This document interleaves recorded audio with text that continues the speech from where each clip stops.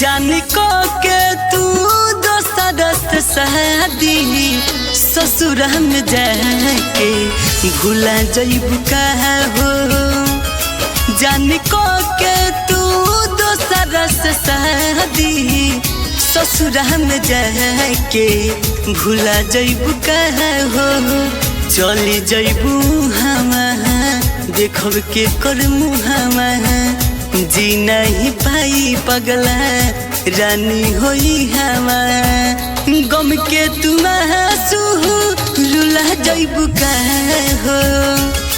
जानी को के तू दोस्त शादी ससुर में जाके भूला जइबू का हो।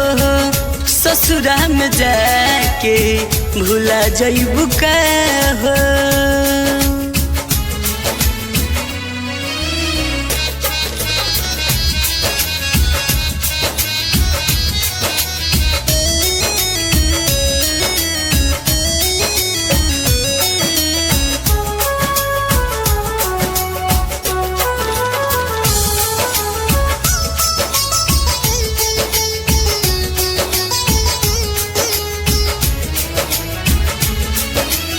सोच के बारात तोहरे आई कल रात हो।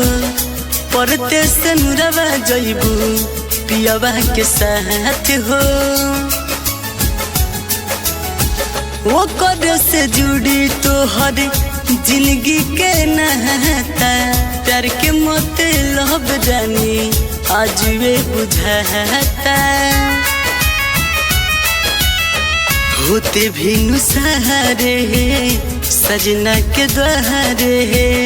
तू ही बताओ जिया केकरा सहारे। प्यार के ई बगिया सुलह जइबू का हो।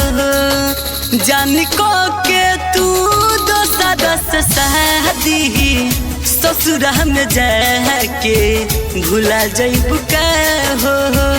ससुर में जाके भूला जइबू का हो।